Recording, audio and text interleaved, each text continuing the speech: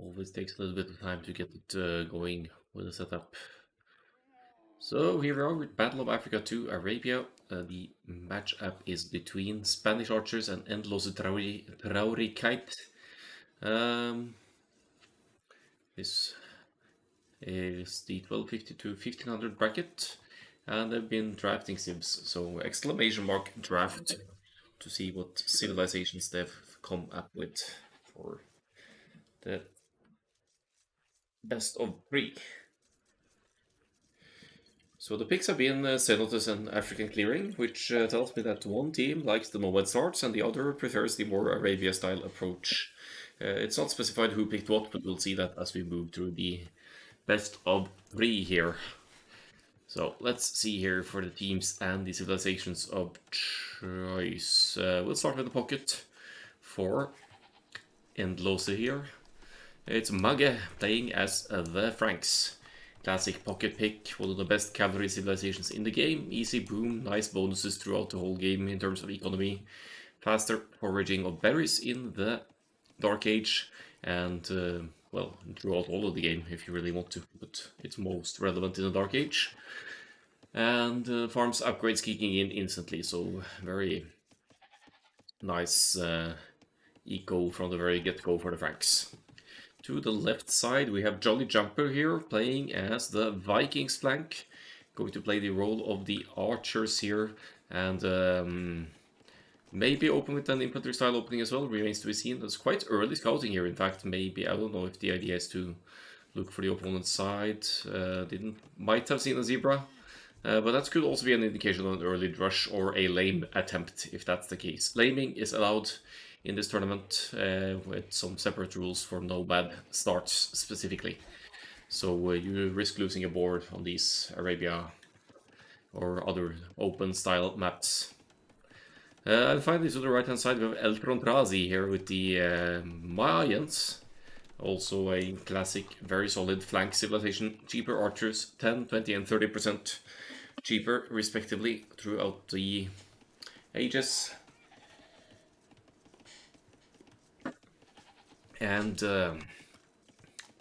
also access to Eagle Warriors. Don't have Knights, obviously, but Eagle Warriors for anti-archer or raiding purposes.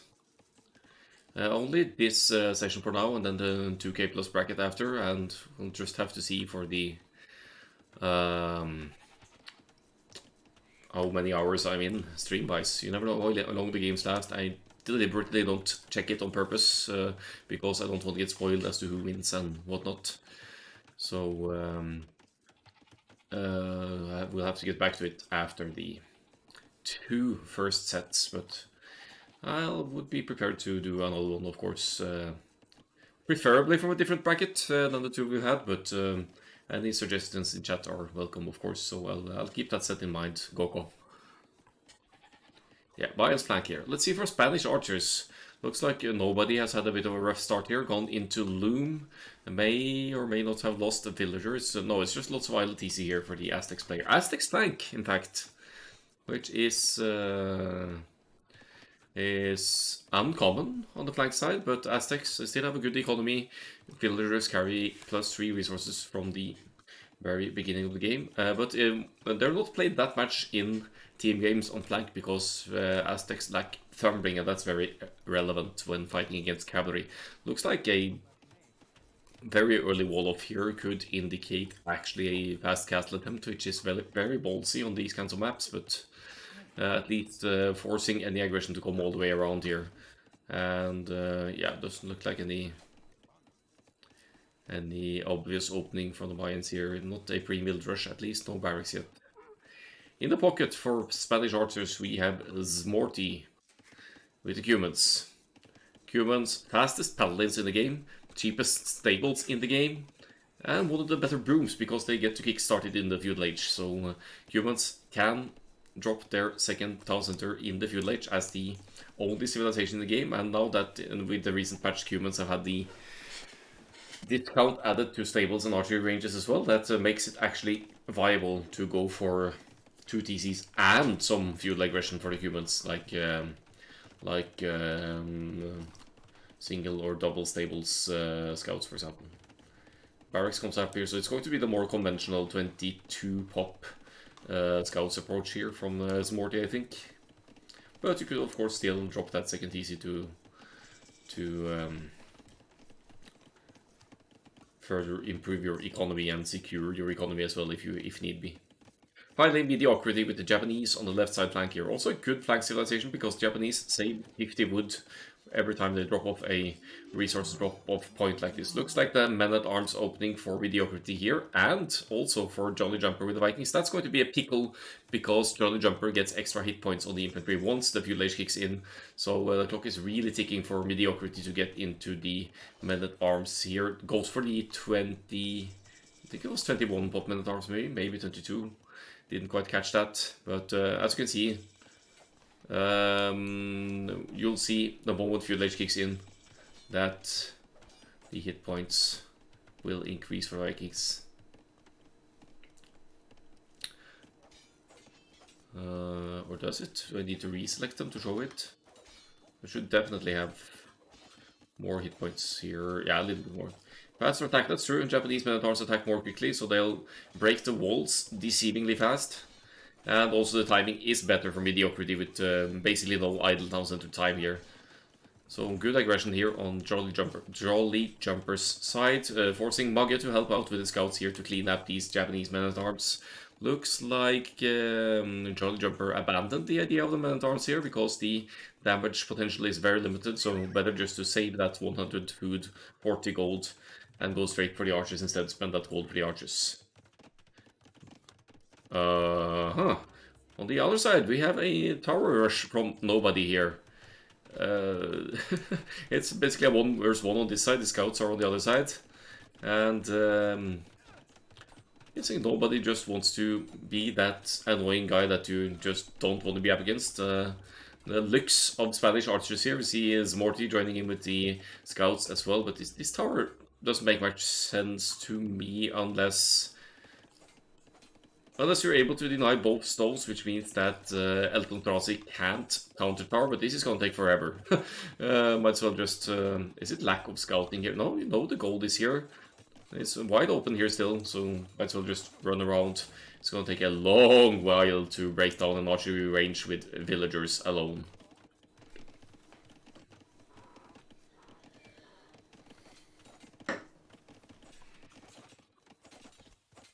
And that clearly wasn't the intention, was breaking through a piece of wall here. There's definitely an opening here, so I take it back, the villagers are through.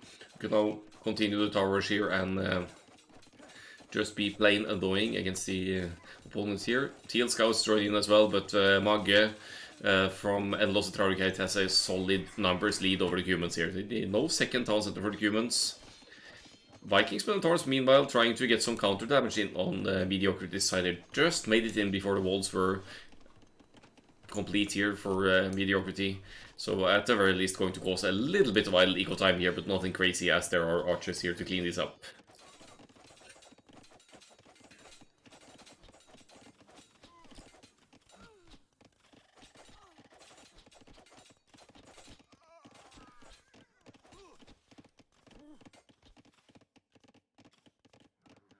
Yeah, Frank Scouts taking good fights here, 10 scouts to 4, so massive numbers lead, should be easy to engage against the human scouts here. But fewer scouts for the humans also, villagers kill actually, but fewer scouts for the humans also means that the cap state transition could be smoother here. They look somewhat similar in economy though, both with 34 villagers. And now actually taking down that tower on the production buildings here, trying to anyway with the scouts, but yeah, they're better spent other places. Aztecs flank here, nobody is still open, so if Mage recognizes this, that would be a great point to raid to incapacitate one of the flanks here. But you want to track the scouts of the opponent as well, of course, so we have a bit of a scouts run in the middle here. Defense all the way in for Smorty, probably realizing that the Franks scouts have defense upgrades and extended fuel age here by the Franks, which is not ideal when you don't have bloodlines, of course. Until the other player gets bloodlines, it's fine, but once bloodlines kicks in, the humans will have better scouts altogether. They're actually a tiny bit faster as well, because humans Stable units, they move 5% faster in the feudal age, 10% in the castle age, and 15 in the imperial age. Um, so they will should be able to catch up with the scouts from Franks nicely. Bit of a 2 versus 1 situation on this side. Not much happening on the other side for now, but mediocrity is moving in here with a sizable amount of archers, slightly more than the Vikings player. We'll see how that plays out. But for now, we have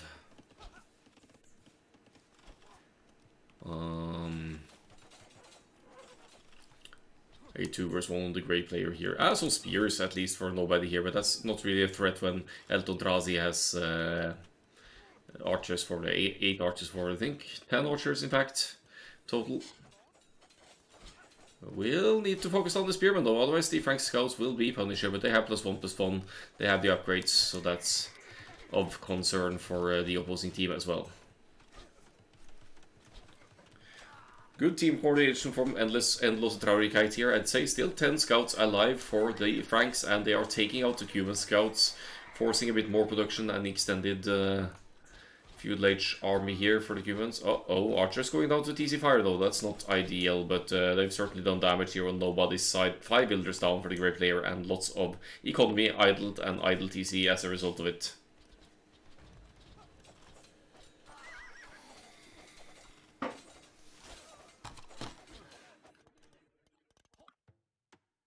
Topside, mediocrity should get a Wilder snipe here, no problem. Yeah,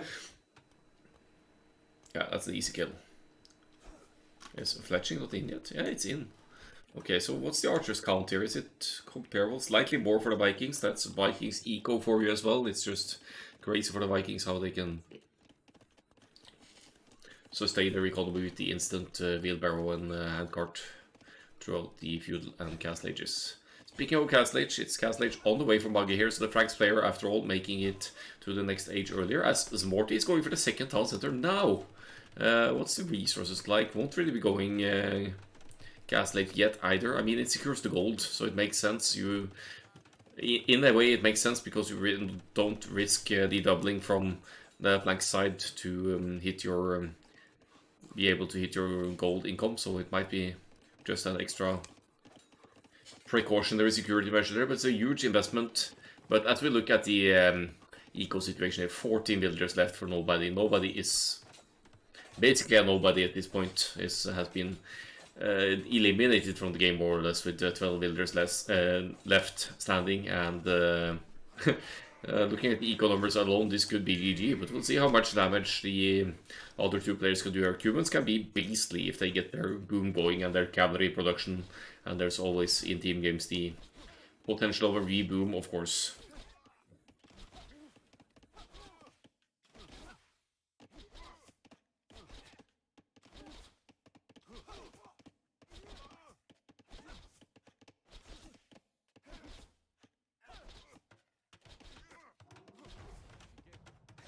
Archers are in again, but they're going to run into Tower Fire here, I think. And I mean, at this point, you might as well just hit the other players, because Aztecs are so far behind others. Don't poke. What's going on here?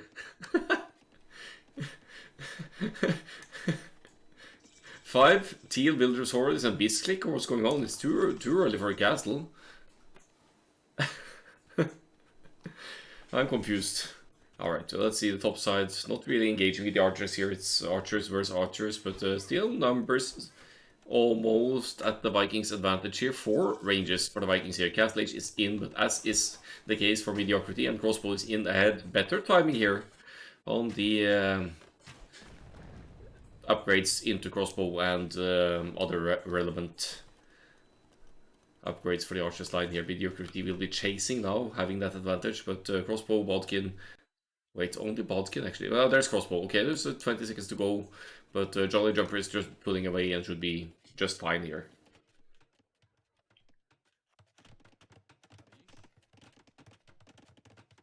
So nobody keeps going for tower defense here. Keeps the Southern archers occupied to some extent, but now we see the economy extending here. 3 town centers for the Franks pockets, 2 town centers for Eltondrazi. And overall, that builder count is just going to increase further. Knights now on the field as well as Morty is just about to reach the Castle Age, but 25 seconds to go. So there's not really any opportunity of Knight's production for some more tea yet. In exchange, though, the humans 2TC boom has paid off. It's going into the castle. It's 7 builders more for the humans pocket over the Franks, but 3 TCs to 2 still, so the Franks might catch up. And an extended amount of scouts here as well, pending the Knights. So numbers important as well. You could run the scouts in front of the crossbows and get favorable engagements. But where are the crossbows of red? Red moving to mediocrity side here, looking for blood. There's actually a potential, no, that's not no overtop, but you could find a weak spot in the back here, maybe a break through the palisades, for example.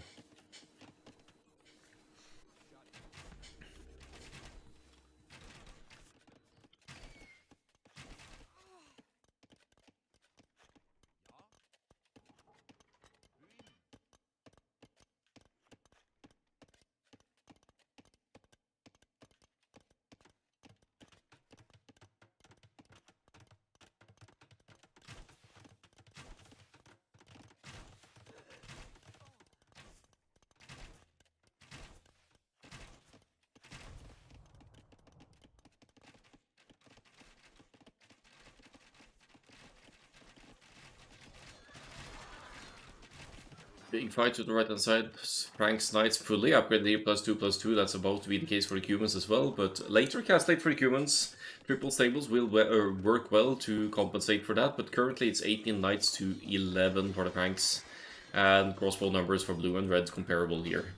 So the big difference here is that nobody is far behind, and there's not really any reason to hit nobody for a while here. I'll just move on and apply more pressure on the humans player maybe.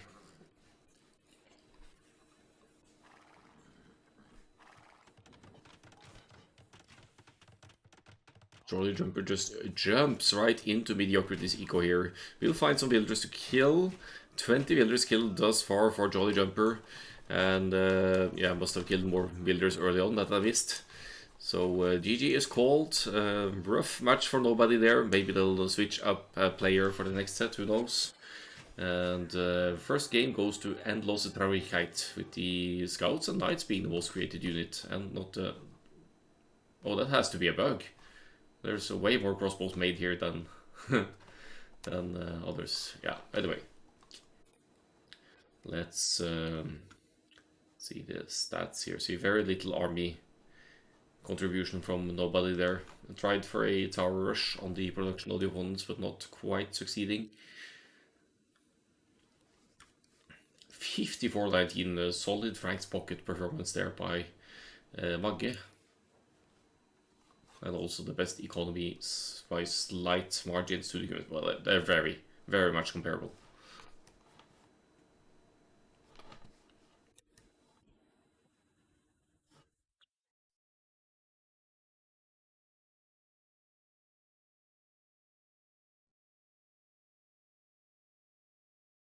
Alright, let's pull up game 2.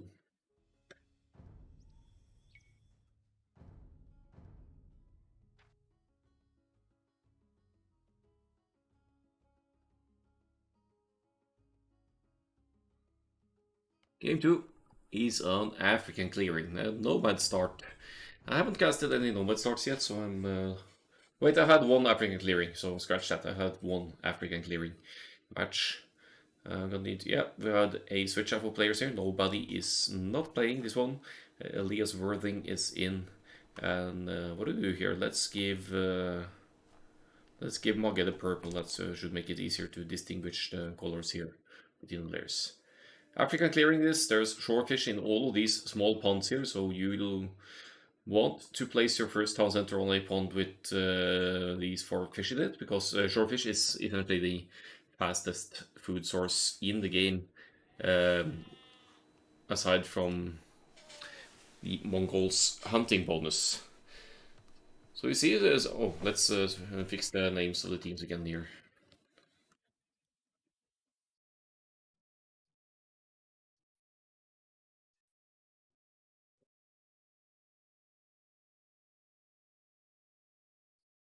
And score as well, 1-0 for Endlose. So this is on pawns for the most part here. Some choose to place them on the woodlines instead. It's not the worst call ever, but it means that you'll won't have the same early food boost as if you'd place the TC on a lake.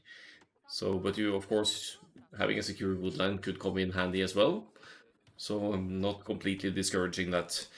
Mediocrity with the Chinese here. So this is fantastic having Chinese on a map like this, because not only do you get +3 or 3 extra instant builders once your TC is up, the fact that you can start collecting shorefish, which collects so quickly, is going to boost your early food economy so that your TC might actually be able to pull off a start with the Chinese here without any idle time whatsoever.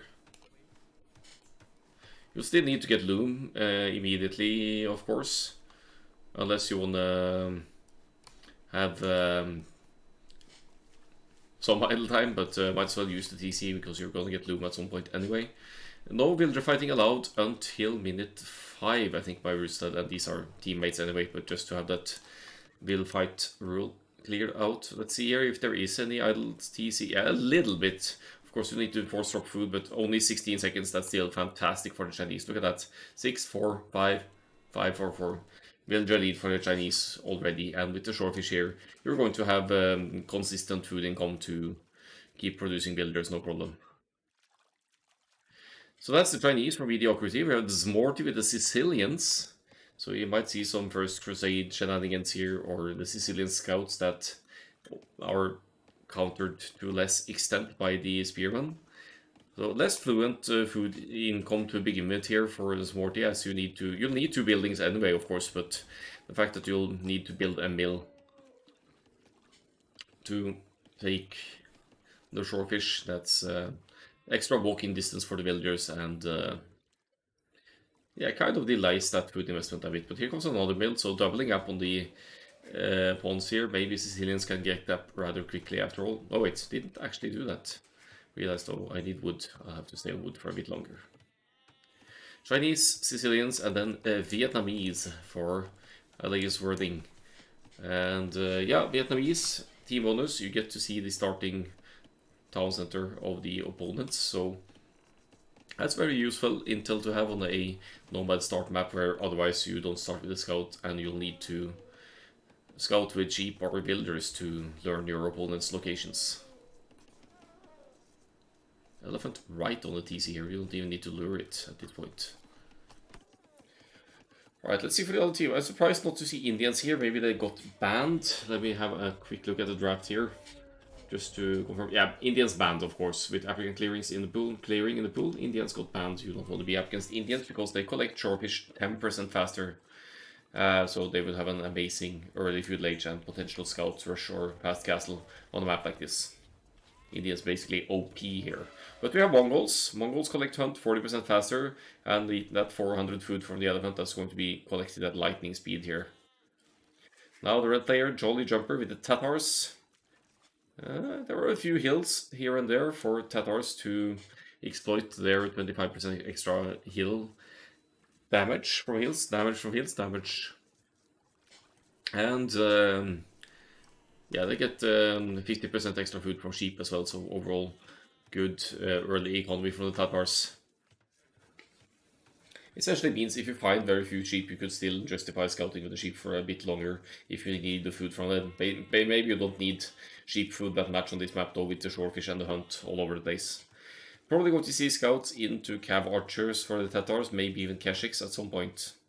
And finally, I'll give it the Berbers, wanting to play the cavalry here, and I guess we won't be seeing any cavalry archers, but if the other team had gone for Huns or other cavalry archer civilizations here, you'd have the Berbers caval archers counter, and Berbers, knights and cavals are cheaper in the castle in Imperial Ages as well, so you have a good chance, if you have comparable uptimes to your opponent, to outmass them and take good engagements. Just a quick fast forward here to reach the feud age, because there's not that much more to be seen here until we get there. 20 pop, 90 pop, quite comparable uptimes here. Looks like we might be seeing quite a bit of scouts here. while the Vietnamese seems to be aiming for more of a fast cattle approach here. Wait, blacksmith? Is it straight fast cattle for the Berbers here? 21 pop. Feudal age. Or is it just for the early blacksmith upgrades? No, it's blacksmith market. How are you gonna pull this off with this low? Okay, 3 and the food missing. That's the power of shortfish then, I guess. Cheeky from the Berbers here to go for the fast castle, but could certainly pay off if it goes unpunished. Mongols going for the scouts. Here there's the stable. And Jolly Jumper is on gold as well. And going up at 26 pop here, so that could also be a fast castle. This really should be punished by Spanish archers here, but we'll see how they choose to play it. We have one player up in the feudal age here, and that's Mediocrity with the Chinese making the scouts. Already has 3 scouts out and will start to scout the enemy locations and try to punish these very greedy fast castle approaches.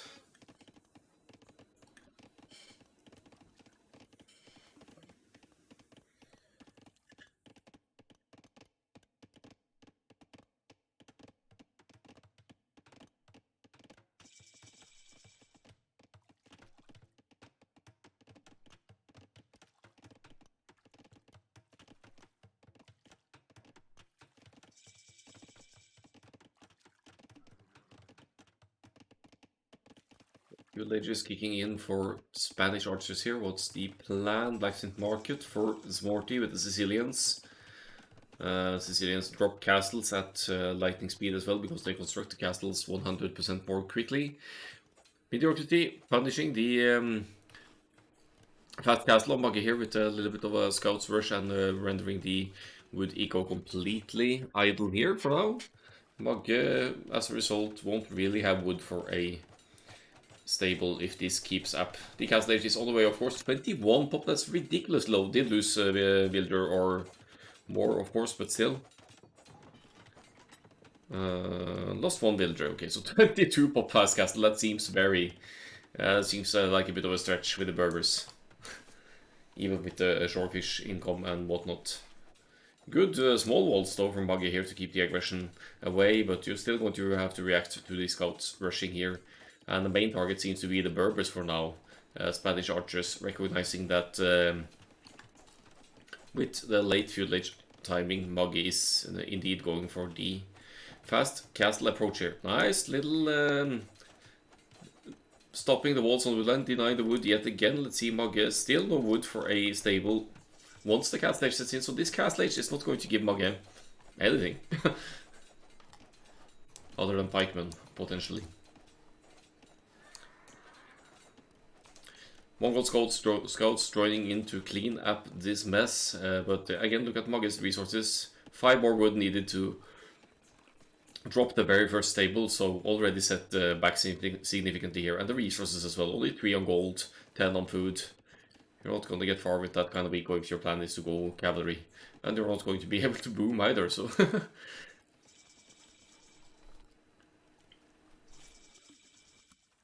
So only 1 builder killed, but Spanish archers with a 4 builders lead regardless. They are more consistent with the eco upgrades as well, everyone with double bit axe and mediocrity missing horse collar, but that's not too much of an issue for the Chinese, and especially not if you're still relying on the shortfish. Chinese farms have the team bonus, grants the farms extra food, so that makes it easier to justify more farms before horse collar. Bloodlines on the way, and Mediocrity may be preparing for a cast age here as well. 300 food to go, and that will be up. Here comes the first stable for Mugge, which is also... Wait, it already has 2 buildings, so it's not the second building needed to go up here. Very low on gold though. I mean, any kind of ranged unit would punish this gold and take Muggy completely off gold, and then the Berbers can't make their Campbells to deal with the raids here. Castlage is in for Smorty, and right into the 4 town centers boom with the Sicilians here. I love it. The position of Smorty here really justifies a big boom, and to unlock First Crusade if you want to get some free military units, or just to pump out whatever unit you are comfortable with using later on. Yeah, I saw that huge lag. Funny that the game actually records in-game lags like that.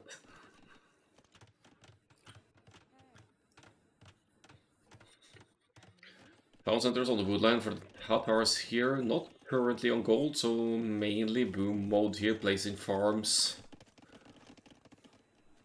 Surely it's going to be the Cav Archers eventually.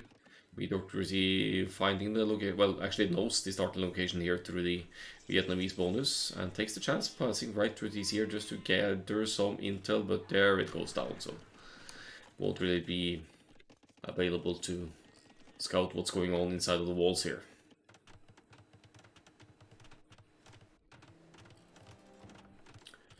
So must be Mangudais in the planning for Eltrontrasi here already. Castle for some map positioning in the middle here, and to some extent maybe arranging the stone over here as well. Not a lot of awful lot of army on the field here, only one villager killed so far, and still Spanish archers are almost 30 villagers ahead, so the idle time has been, I was going to say significantly lower, but it's not really about the idle time, it's about the amount of town centers producing villagers. So here comes the second town center for Mediocrity as well, to secure some wood to the top side here.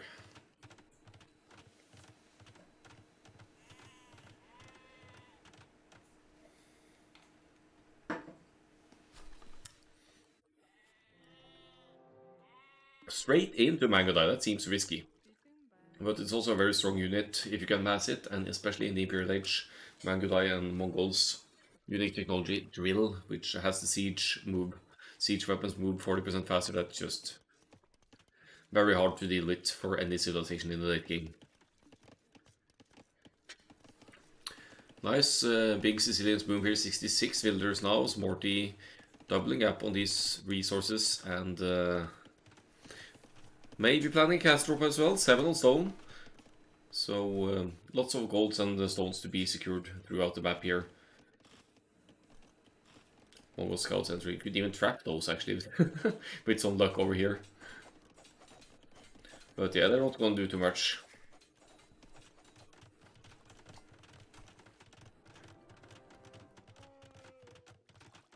Here comes the castle from Elias Worthing as well, and the Campbells can't really deny that because there are spearmen here to defend. So castle for the Vietnamese could indicate that, yeah, stone investment as well. Must mean that it's Rattan Archers, planned unit of choice for Elias Worthing here. A very tanky, at least Pierce armor-wise, Archers unit, the unique unit of the Vietnamese, but of course, being a unique unit and needing a castle to mass, that takes a while to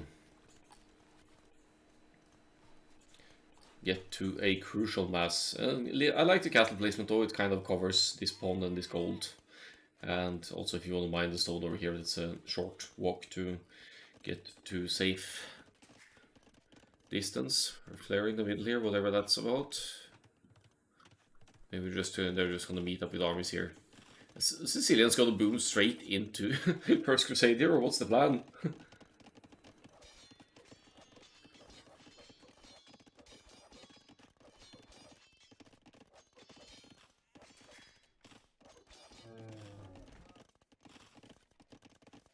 Mediocrity with the Chinese camels here outnumbering the Berbers, which really shouldn't happen, but that very greedy fast castle from the Berbers with essentially only 22 pop that got quite punished by Mediocrity's scout rush as well. That's why Mediocrity can mass up the more camels than the Berbers here, but the Berbers' economy isn't fantastic. 6 on gold, 26 on food, but still only 6 on gold.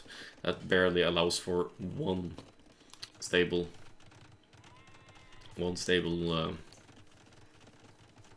production of knights or camels. Berbers have a discount, but that's just 1 gold miner or 3/4 of a gold miner to making the difference. 5 down centers now for the Sicilians, so yeah, it's mainly for the boom, I guess. Saw some stables going up here as well. So since that boom has gone completely unpunished, Sicilians will be so strong here. Yeah, gold, no an issue at all. 34 on wood, that seems like a little bit nasty, but the Sicilians, they drop castles so quickly, they drop more and more castles for map control, and the cavalry as well with the new unique technology Hauberk for the cavaliers in the Imperial Age. That's basically making the cavaliers almost equivalent to a paladin in terms of pierce armor and these things.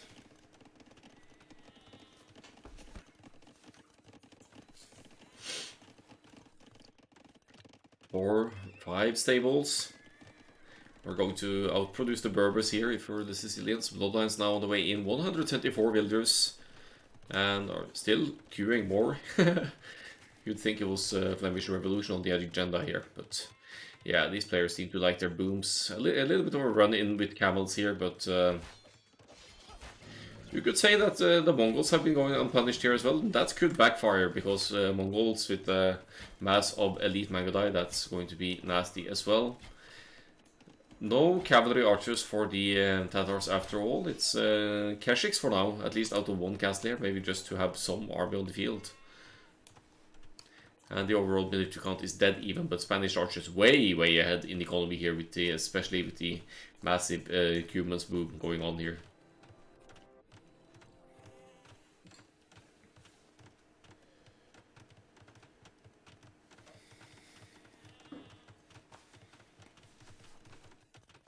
Thumbring and Ballistics all the way in for Elias Wording. The last defense for the Sicilians. And Zmorty is getting Ballistics as well, but I think that's just for the castle fire to fire more accurately.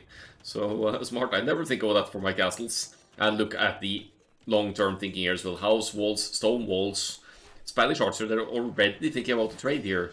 As the Rattan archers get a great trade against the Berbers cavals here, and mediocrity comes to meddle in here as well, but neither team wants to take the fight here, as it's yeah, obviously unfavorable for both. Not enough Rattan archers to deal with this alone, but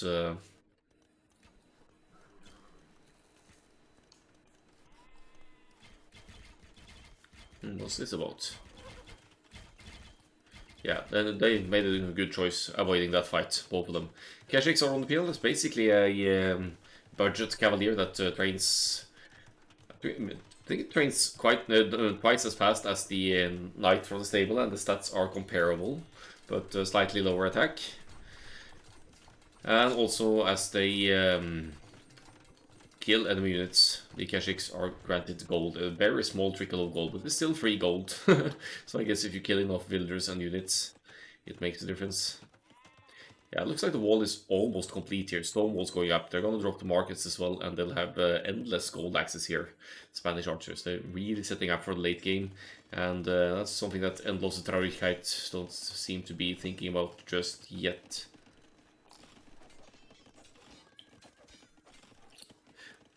Look at the Sicilians now. Imperial Age about to kick in. 27 knights on the field. I'm probably just gonna go straight for that unique technology as well. Still floating a little bit too much wood here, Zmorty, and arguably a little bit too many builders as well at this point. Now army numbers will be key here, but here come the Imperial Age defense upgrades and more castle going up, and they're gonna go up extremely quickly, of course. And Cavalier still a while off, but here comes Hauberg. That's +1, +2, or the other way around for the armor for the Sicilian knights. And Cavalier, of course. So you plate parting armor, that's going to give a +2, and then with Hauberg I think you get another +2 melee armor and +1 defense.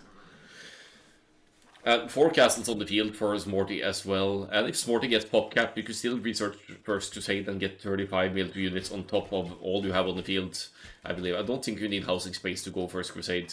Of course, it gets you heavily housed, and that isn't always a good thing, but still a massive amount of units. Now let's see the armor here. 2 +6, it's actually +1 +2. So it's +6 Pierce armor for the Sicilian Cavalier. It's ridiculous. It's like Teuton's bonus, but with Pierce armor.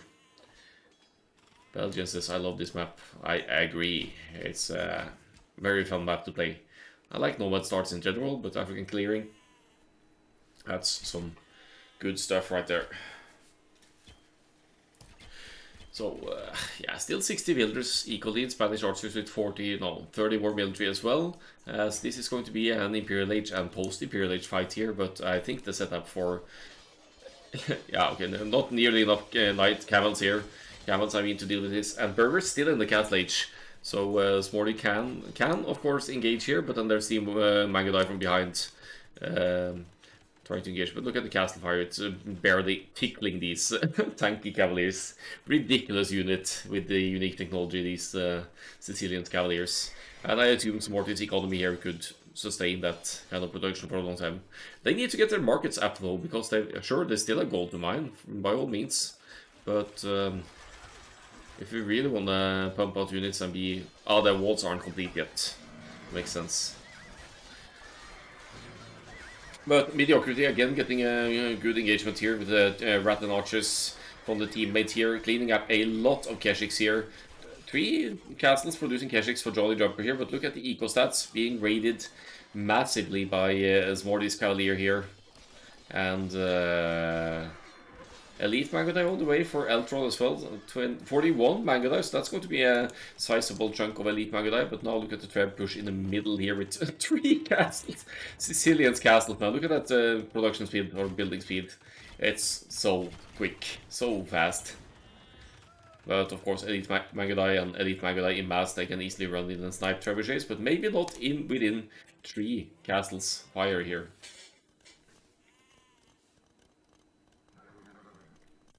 Chemistry coming in for Eltron, that's also going to benefit the attack of the Mangudai. Once it kicks in, that's going to give another attack, I believe. And yeah, Elite is in. We'll probably dive in to snipe a loaded Treb here, but with the eco setup that Smorty has going here, I don't think Smorty minds all that much losing a Treb here or there. With enough castles to produce here, it's not really an issue.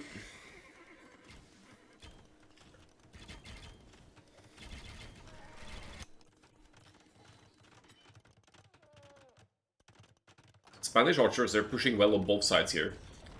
Heavy camels for Mediocrity, essentially countering the cavalry play of the Berbers, having much larger numbers.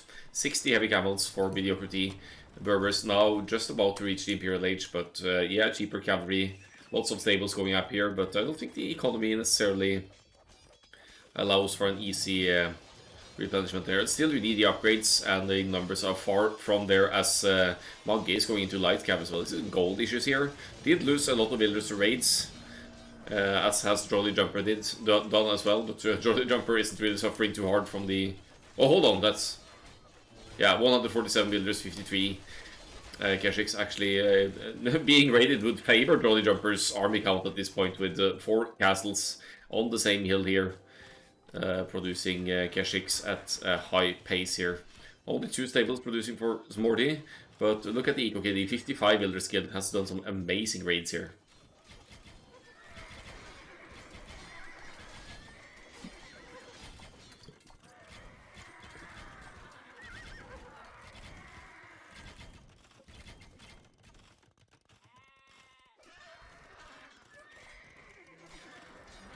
One castle actually at risk of going down here for the Sicilians, but they repair at lightning speed as well, it seems. So, not going to go down just yet, that castle. Campbell's raiding now for Mediocrity, who probably has a decent economy behind this as well.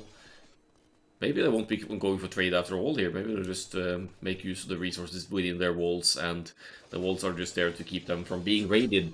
So they can freely raid the opponent's side instead. Just like they're doing now. Let's find that Eco KD stats again. So many villagers dying this game. And the Mangudai are forced to stay at home to try and clean up this. Rat and archers in masses as well. Bloodlines for the Vietnamese. Are we going to see Vietnamese elephants here? Trebs moving forward. Now hoardings for the Sicilian castles as well. Chatras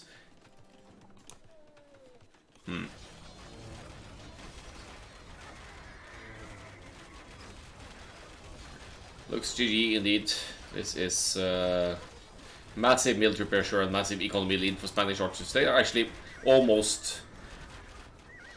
well, they're fighting a population cap here, and Endlose Traurigkeit, they are missing 200 population here, so... And they're not in a good spot to counter-attack here. First crusade has even been done here. Look at the population of, our army count rather, of the Zvordi here.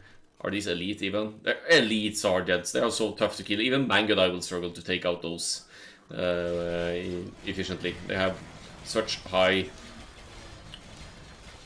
armor, melee and pierce armor for a melee unit. And with all these castles, Zvordi could keep making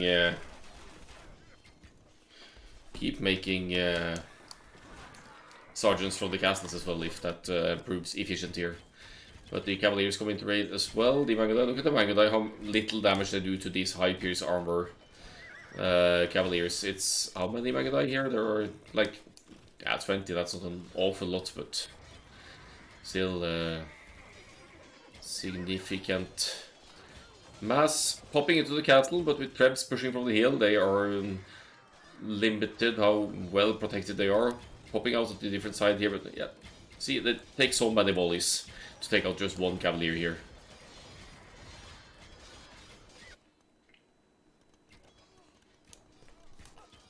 Constant raiding here, you'll see the Eco KD stats here. Maggi is down to 55 villagers and 6 military. Berbers have been more or less incapacitated here, and they are in... yeah. Population not looking too healthy for Endlose Traurigkeit here. They are down 100 military. They are kind of... well, they're almost 100 eco behind as well, but the only player really with villagers behind this is Jolly Jumper, and Jolly Jumper, as a result, has much less army space. 4 military, 150 villagers, that's just not going to win you any battles.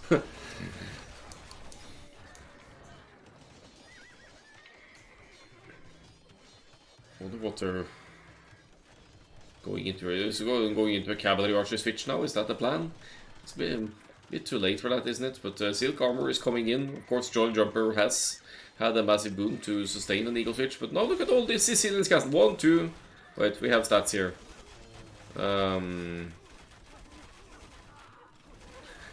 8 castles for Sporty.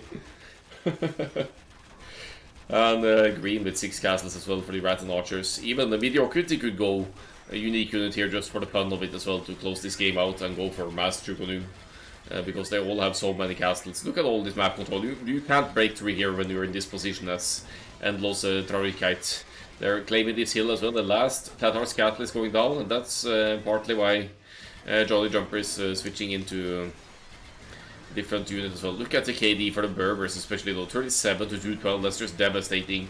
And now the flex with the Vietnamese elite battle elephants here. And with the entry of the battle elephants, they call the GG. No trades. I don't think they feel like they need it. They still have gold inside of the bases.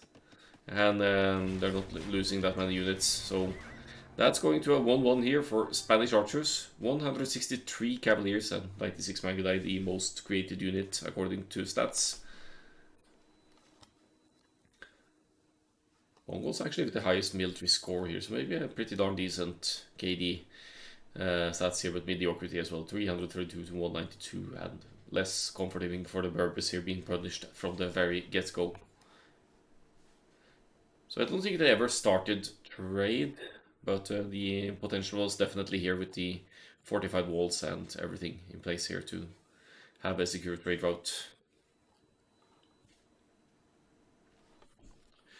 We are going to a decider game here. Bit of an overboom for the Tatars there, but the Keshiks made sense for a while there to keep up, but would need a technology switch in the end there, and that Cavalier switch happened too late. That would be okay-ish, I guess, but Rattan Archers, Camels should probably deal efficiently with Cavalry Archers as well. Alright, deciding game on Endlose Traurigkeit's home map. And that's going to be Cenotes.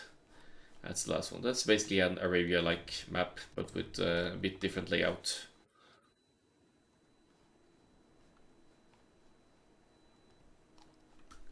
Need to set the teams again here.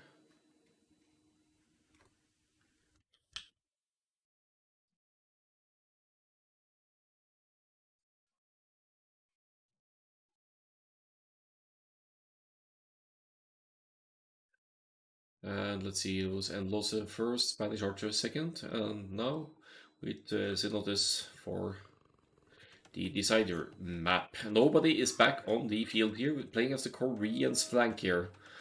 And yeah, you never know. Nobody did go for an Aztecs Tower Rush on the first Arabia game, so we might be seeing a Korean Tower Rush here with the instant upgrades into guard towers and keeps for Koreans as you progress through the ages. Mediocrity as the Saracens flank, so walling will be tougher for the opposing side here, since Saracens archers have a bonus against buildings. Saracens also very solid camels should they need some kind of counter unit to cavalry here. And in the pocket we have Zmorty with the Persians here. And yeah, good boom for the Persians. Quicker TC production from the feudal age upwards. The town centers of Persian start working faster. 10, 15 and 20% faster accordingly. So you'll see, as you notice, it's Arabia style layout, but you have all these small ponds with tiny bit of shorefish here. It's hardly viable. It's like two or three shorefish in each of those, but actually in the back here, if you're feeling a bit in the creative or trolley mood, you could actually dock here, take the shorefish with the docking villager maybe, and then later in the game you could go for a fish boom from the docks in addition to your farms to have a source of food that's longer lasting and harder to raid. But it's arguable how viable it is to dock when there aren't any deep fish to gather with your fishing ships, though. So that's the Spanish archers. So now for the other team here, we have Magge in the pocket, as far as I can see.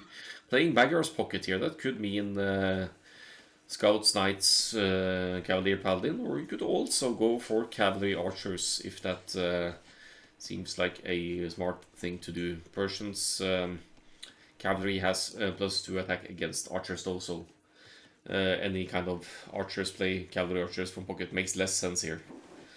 So probably Scouts, strong Scouts opening for Magyars, as well as the Knights transition in the castle and Imperial Ages, because they get forging or all of the melee attack upgrades instantly.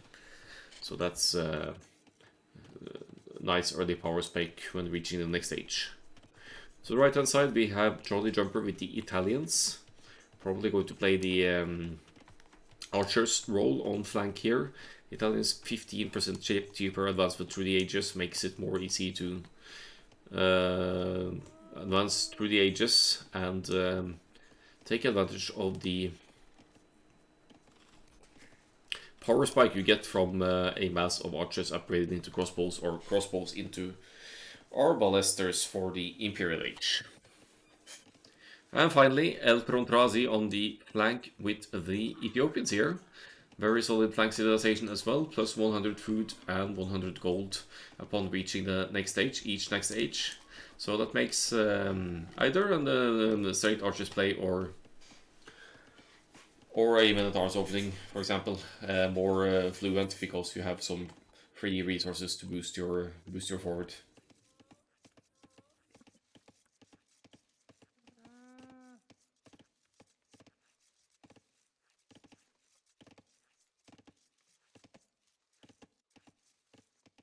So let's see if you can get an impression of the setup here. Looks like nobody has gone into an early loom again, slightly behind the villagers here, but now dropping the mill.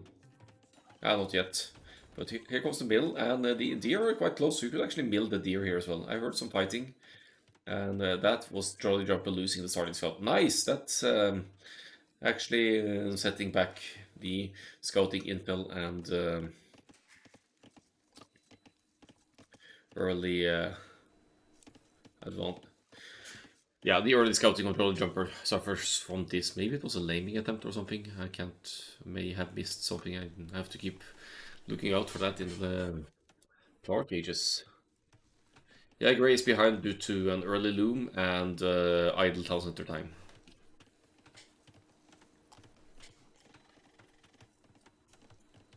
No Wilderness kill, actually, just early loom. Okay, so gold, houses. Looks like this is straight archers from the Koreans. Maybe even a straight fast castle here, which is ambitious, but not at all impossible with walling like this. But that means that the chances of being 2v1 is higher again for nobody here. Like it happened in the first Arabia game, where nobody almost got eliminated from the game due to heavy pressure from the pocket and flags for the other side. Let's see what the plan is for the Ethiopians here. Barracks goes up at this point. Didn't go to gold yet, but being the Ethiopians, you don't necessarily need to go to gold straight away either, because you'll start off with 100 gold, extra gold once you reach the tutelage. So this is going to be 22 pop archers here, straight archers for Eltron Trazi, assuming the wood allows for range and blacksmith, and it does. While the pockets, again, of course, are queuing scouts as you'd expect from pockets on these open land maps. Full walls are in place for nobody here, and Jolly Jumper can't really scout that, because Jolly Jumper lost the starting scout to nobody's scout. So it will have to be up to someone else to judge what the planned strategy is here for nobody.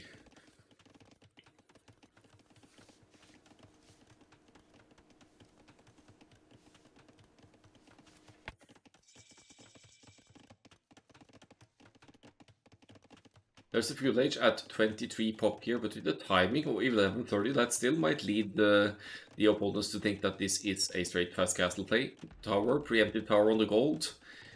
I think I like that approach. It saves the gold from early aggression and whatever the plan might be here. It could actually even be war wagons here, fast castle war wagons, which is ambitious but not impossible, given the full walls are in place.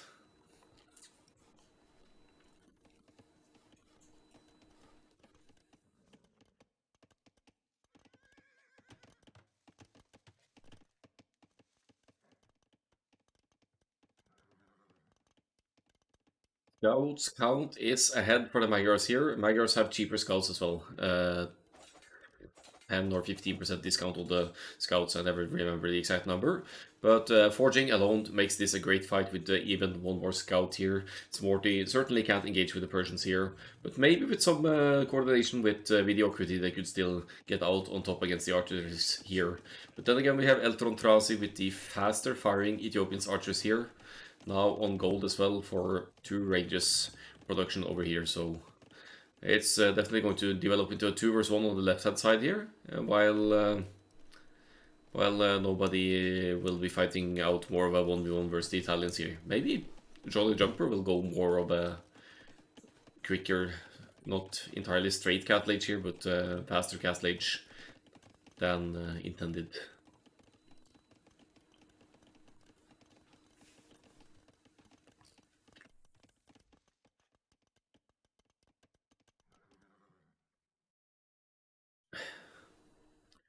So Bagge looking for places to hit here. I can't really see any openings here in the mediocrity space. Now reinforcing the palisade walls with houses behind as well, making it even more awkward.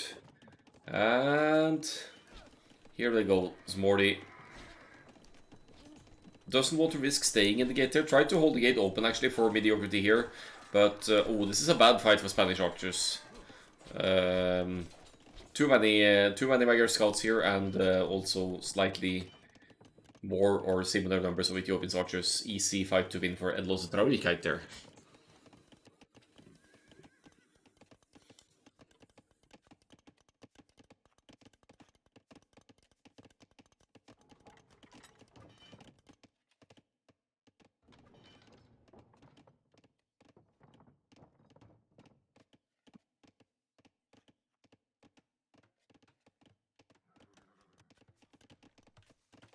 Can't really tell what's going on the other side here. Nobody is just playing tower defense here, which unironically is a good towers placement here. No cast Lage on the way yet for nobody. But yeah, has the stone covered, has the gold covered, has stone in the back here as well. This actually has to be a War Wagons play planned here for nobody, I think. But back to the top side here, or the top left side, to see some coordinated aggression from Endlose Traurigkeit here. They are trying to break through the houses, and Eltrotrasi will also stop the quick walling behind this. I think the house walling will buy Mediocrity more time to allow his teammate to join in here though, but they are outnumbered, I believe. It's 10 archers to 11, that's marginal, but then there are a few more scouts as well. And they're looking for another point of entry instead here, so good coordinated aggression here for Endlose Traurigkeit. Still no transition into the cast late for either of the Spanish Archers players, so this is some very good pressure from the home map playing team here.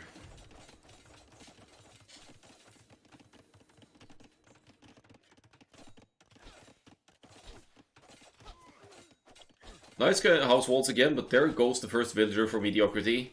And the army numbers, again, they are a bit concerning here. The archers numbers are comparable, but the scouts numbers are slightly ahead for the Magyars that also have both the upgrades by now. So will still trade very well against, should trade very well against Smorty's numbers. Full on big old mess here on this side with villagers trying to fight against the Magyar scouts. That's always scary because Magyars have extra attack and even the defense in here. And faster firing Ethiopians archers as well, but at least Mediocrity has the numbers here. And yeah, the scouts are being cancelled out here, but now Cast Lage on the way for both the Pocket and Jolly Jumper on the opposing flank here, so that's going to make life tough for the Koreans player who just now is preparing for that Cast Lage.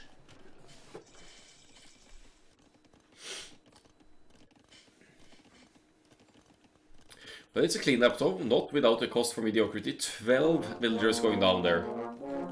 So that's a big hit on the Saracens' economy. Also delaying the Cast Lage transition.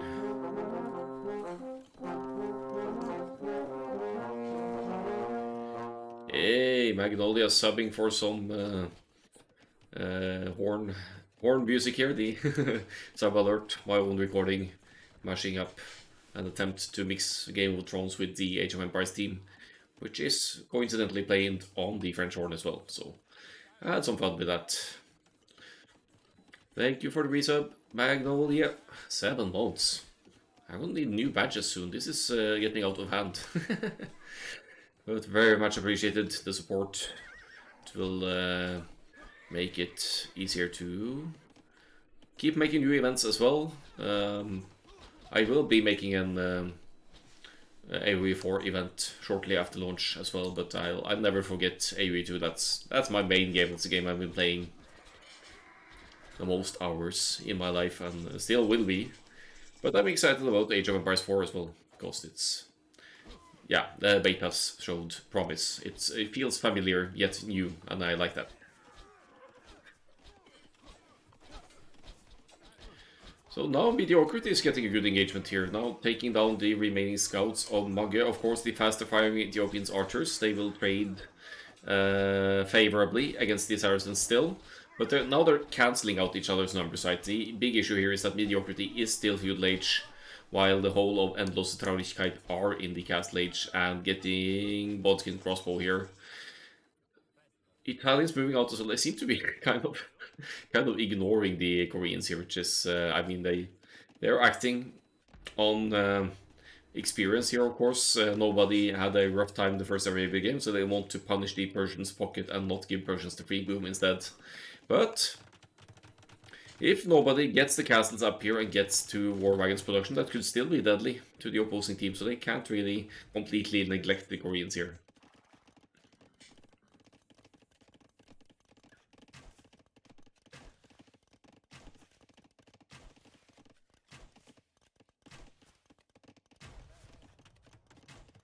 Jolly Jumper breaks in and is going to obstruct the Persians' boom now. Knights are out for the Persians. They have bonus attack against archers as well, so this could be scary.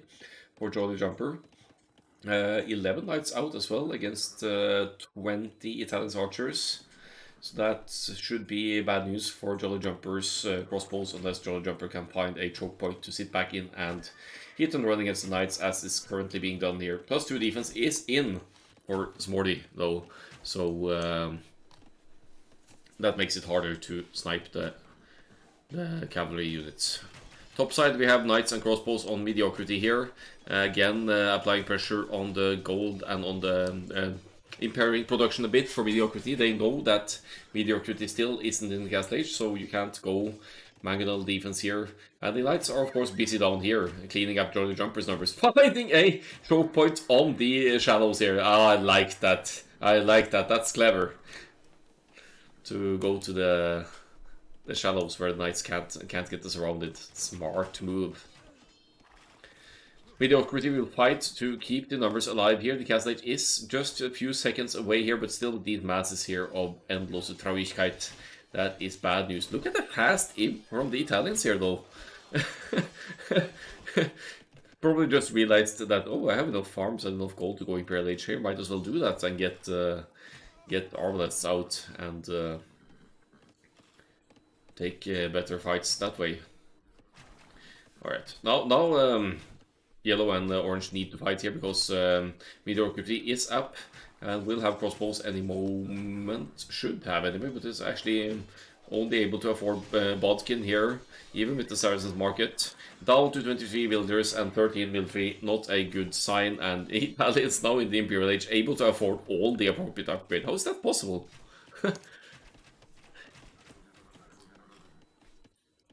Oh boy, oh boy.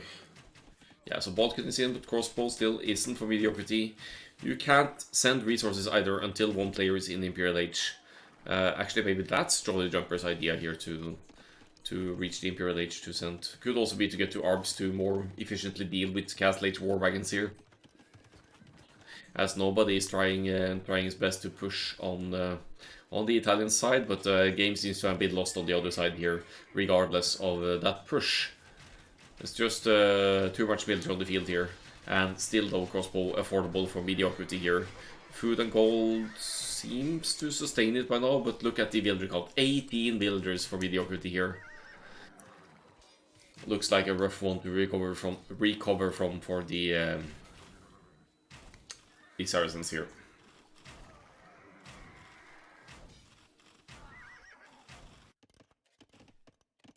War Wagons raids could seriously set back the Italians here. Only 13 arbalests, so not a scary Imperial Age army here. Only one town center as well.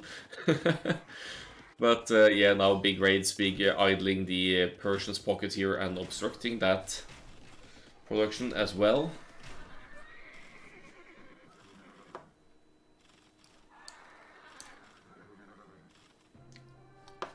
And the GG is called. GG well played. It's Endlose Traurigkeit taking the win here. 71 crossbows being the leading number for the Ethiopians, and mediocrity taking a serious beating on the left side flank here.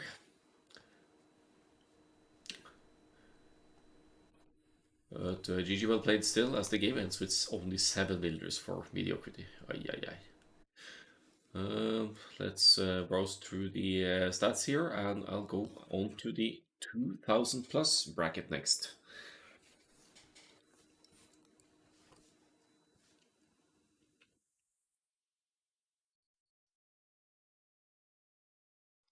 This means the starting scout died or something.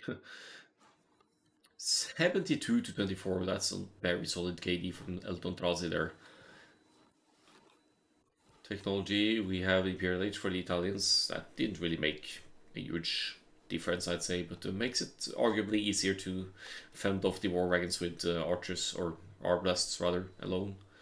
Fuel Age uptimes comparable between the pockets here, but the Magyars having that extra attack and cheaper scouts made it easier for Magge to take sustainable fights there in the Fuel Age, which also was a game changer for, or not game changer, but game winner for Endlose Traurigkeit, getting in raids of mediocrity with the scouts and archers coordinated and taking out a whooping 12 villagers, which is just so hard to recover from.